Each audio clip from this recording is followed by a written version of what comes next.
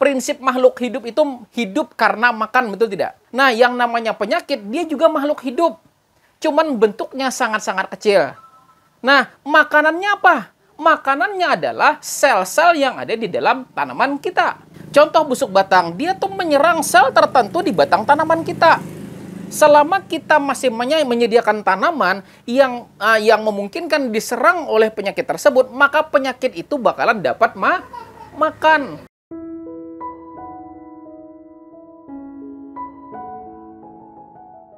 Nah, penyakit ya pada tanaman itu adalah kondisi di mana tanaman kita pada dasarnya mengalami suatu kelainan. Misalnya yang seharusnya pertumbuhannya normal, nah kok tiba-tiba daunnya tidak normal, ada semacam bercak. Kemudian yang seharusnya rantingnya bersih, batangnya bersih, kemudian kok tiba-tiba berubah ada hitamnya. Nah, itu disebut dengan busuk ranting, busuk daun, dan juga busuk batang. Kemudian perakaran yang seharusnya normal, kok tiba-tiba ada basah. Itu disebabkan karena suatu penyakit. Di dalam ilmu penyakit tanaman, nah ada istilah namanya segitiga. Di mana segitiga penyakit ini sebetulnya yang perlu kita semua pahami. Kenapa? Karena memahami ilmu segitiga penyakit ini, pian-pian bisa menghindari. Karena yang namanya mencegah lebih baik daripada mengobati. Nah, ulun bicara seperti ini karena kami nanam 2.500 tanaman. Saat ini tanaman kami memang kena bercak, meskipun yang kena bercak baru 15 rapun atau 15 tanaman.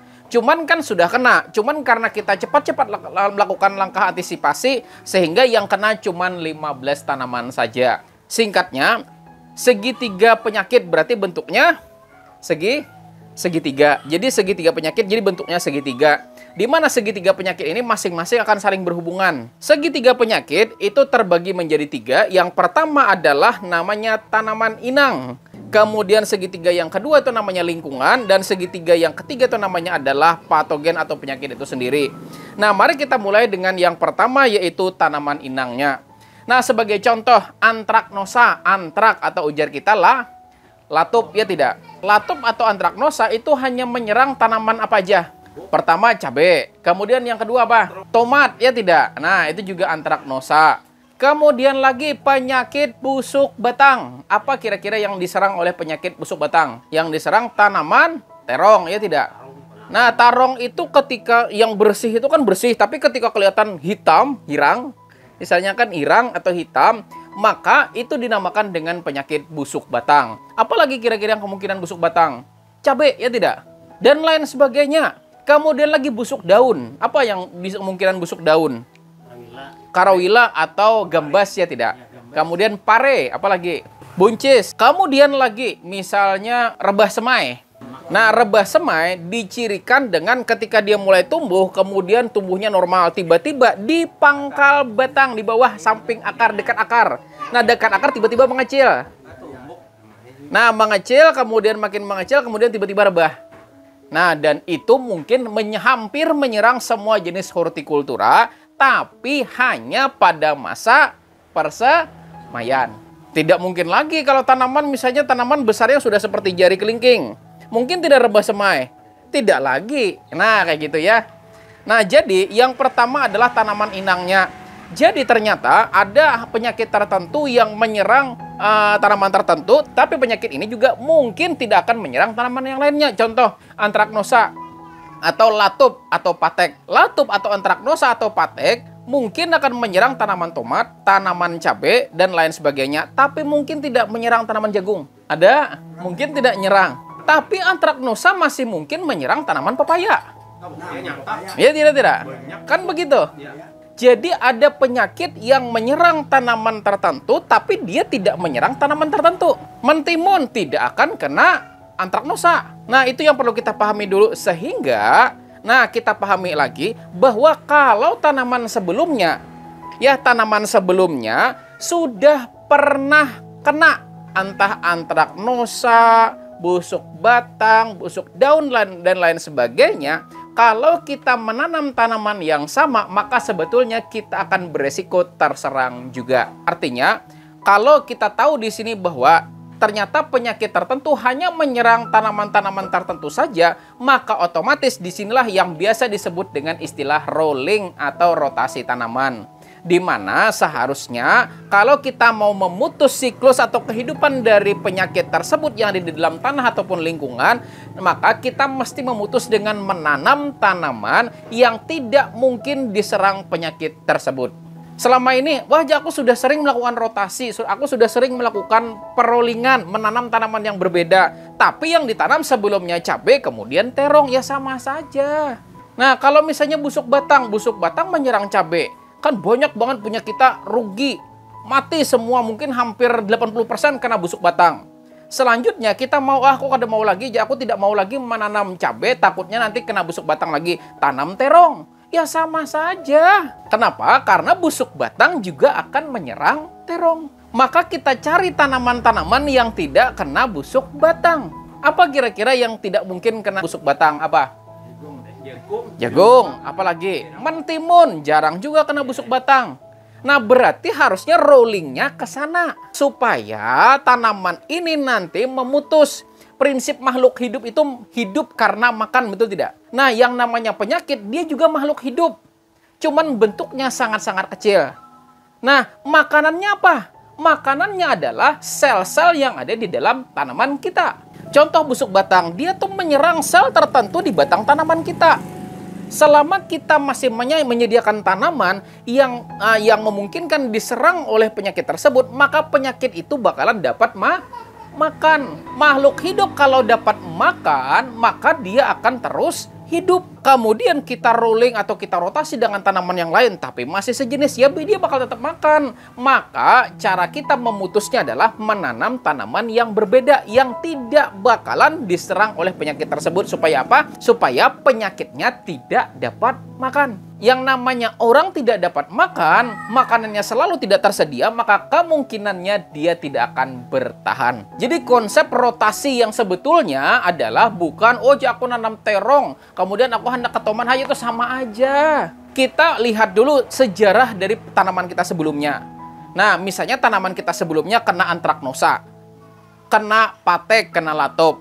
Nah, kita cari tanaman apa yang tidak kena patek atau latop. Tanam aja mentimun. Berarti bakal putus siklus dari penyakit tersebut. Coba kalau antraknosa semalam tuh, parah banget kena antraknosa, parah banget kena latop, parah banget kena patek. Tanamnya tomat. Ya sama aja.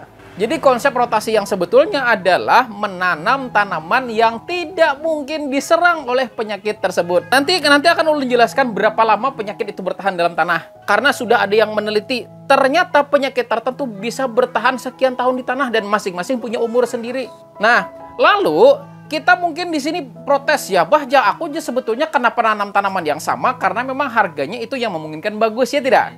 Misalnya saya tanam cabai.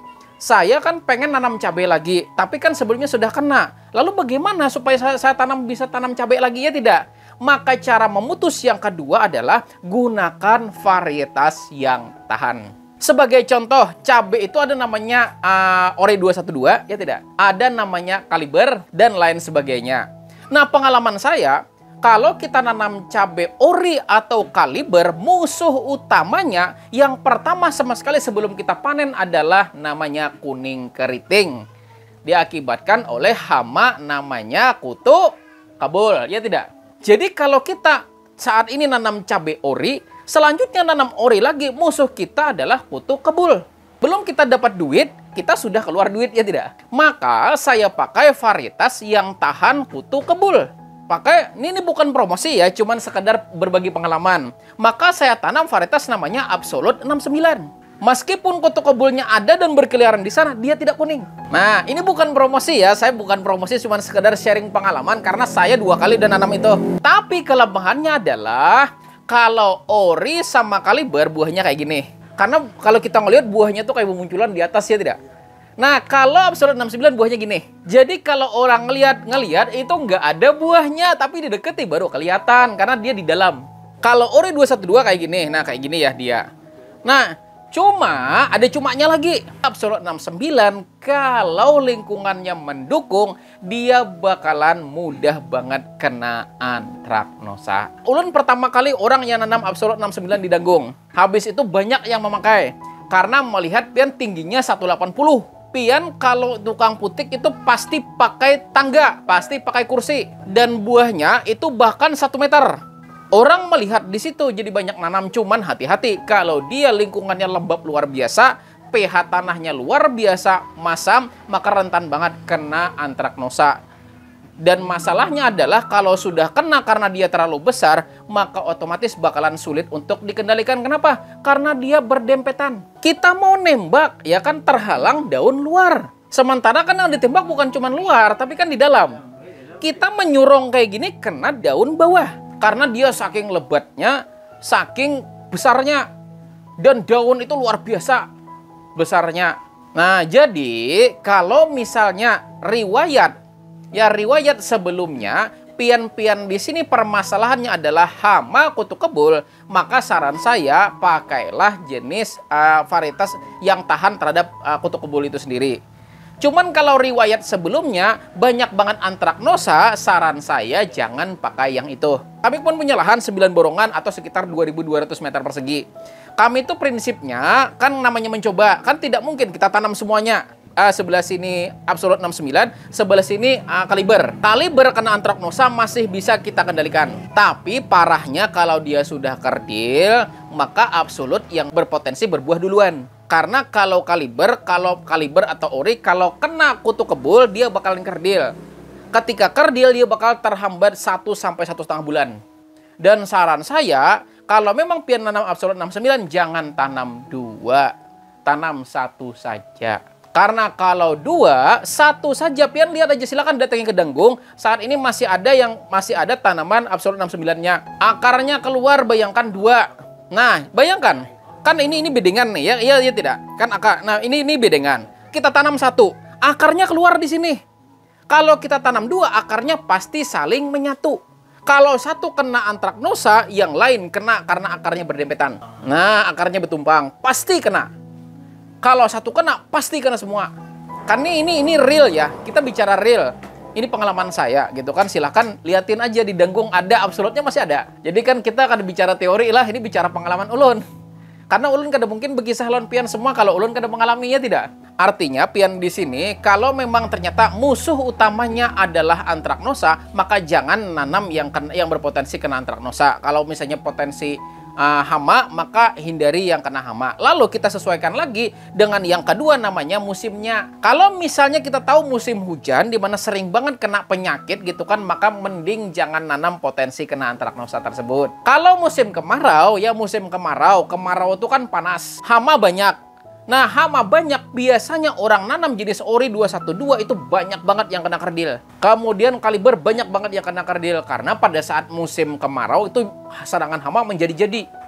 Dan kami yang nanam Absolut 69 nggak apa-apa, ketawa-ketiwi aja. Nah, kan kita sudah paham nih varietas ini. Kan kita nggak bisa menciptakan yang sempurna. Ada yang kelebihannya di kutu kebul, tapi lemah di antraknosa. Ada orang yang aman di antraknosa tapi lemah di kutu kebul. Nah, kan sama juga kita main badminton. Ada orang yang hebatnya til-tilan. Til, ya tidak? Til, ada yang hebat smash.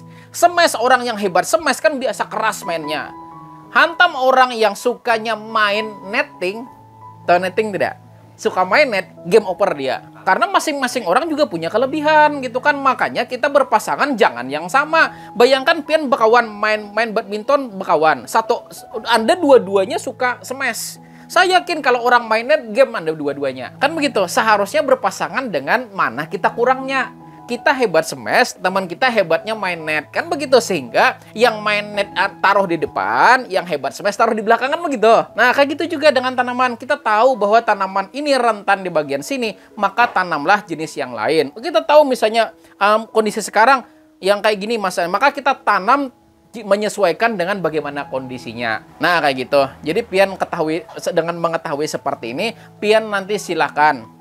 Setelah ini kalau mau nanam varietas yang sama dengan tidak merotasinya dengan tanaman yang lain, maka carilah yang tahan, ya, yang tahan. Karena tingkatan ketahanan pun ada 3. Yang pertama tidak tahan, bilanya kena.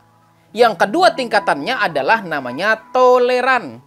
Toleran ini kena, ya kena sakit tapi masih bisa sembuh, itu toleran. Kena sih kena, tapi tidak akan mempengaruhi produksinya. Dan yang ketiga betul-betul tahan. Artinya betul-betul tahan, mau kayak gimana pun orang kena COVID dia nggak kena. Mau orang behingusan atau ingusan begitu kan, dia tetap tidak kena. Mau bagaimanapun orang flu dia tetap tidak kena. Nah itu yang disebut dengan tahan. Jadi tingkatannya pertama tidak tahan, yang kedua adalah toleran, yang ketiga tahan. Jadi silakan baca di kemasan, ini tuh toleran apa tahan. Kan ada, pasti ada di kemasan benih, ujar kita bibit ya tidak? Nah, pasti ada tulisan toleran atau tahan. Karena kalau toleran, dia tidak tahan. Dia masih mungkin kena. Sehingga ketika dia kena, dia butuh waktu penyembuhan. Jadi kalau toleran, berarti tingkatan kedua, dia masih mungkin kena. Ada kan tulisan toleran? Nah, itu toleran tuh pasti kena. Dan toleran itu yang namanya toleran, berarti kan mentoleransi. Ya kan, toleransi. Dan toleransi pun ada batasnya. Kayak kita misalnya kan sebelah, kita kan rumah di sini sebelah misalnya suka orkes. Ya kan, orkes. Gedok, duduk, gedak, gedok. Kita masih toleransi. Tapi kalau misalnya itu berlangsung terus-menerus sampai berjam-jam, maka sampai tengah malam, di luar dari toleransi kita ya tidak. Jadi yang namanya benih toleran, berarti benih tersebut ada batas toleransinya. Kalau di luar dari batas toleransinya, pasti kena. Dan pasti bermasalah. Tapi kalau sudah tahan, artinya kebal. Pian sudah terbiasa guring atau terbiasa tidur dengan kondisi ributnya luar biasa tetangga, ya nggak apa-apa, biasa aja.